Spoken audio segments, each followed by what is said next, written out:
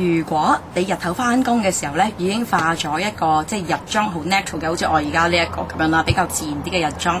好啦，咁但係突然間又接到電話，夜晚有街去喎，或者係即係有 function 啦，或者去飲啦，諸如此類啦。咁點算咧？我又唔會話即係太多嘅化妝品喺手喎，咁點算去啦？首先你需要擺喺 office 嘅第一樣嘢咧，就係一個膏狀嘅眼影膏，一個膏狀嘅眼影膏。咁同埋當然你要有 eyeshadow 啦嚇，咁就是但一個色都得㗎啦，可以擺喺個化妝袋仔度咁樣樣咯。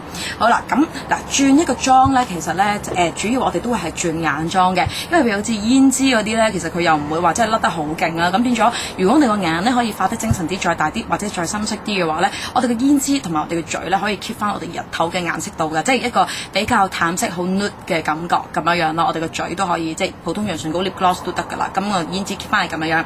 好，咁我哋首先改一隻眼先。只需要任何顏色啦嚇嘅一個 cream eyeshadow 啦，任何牌子都得。總之就膏狀眼影，我哋攞少少。然後咧，你直頭唔使抹個眼影㗎啦，我哋就可以咧將佢你見到啦，搽上個眼度。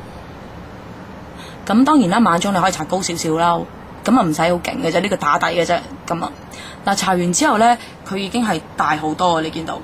然後我哋就可以攞翻一個嘅眼影粉出嚟啦，任何牌子嘅眼影粉啦，咁個顏色啦，當然亦都會同翻你個膏狀眼影差不多嘅顏色啦。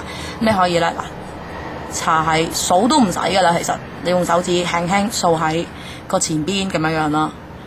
你可以掃單色嘅，即係咁你單色就掃到去眼尾咁樣啦。如果你想加多個色嘅，我哋抹一抹隻手指先。好啦，咁我哋就可以攞翻個深色嘅咁啊，跟住就即係照搽翻喺眼尾咁樣咯。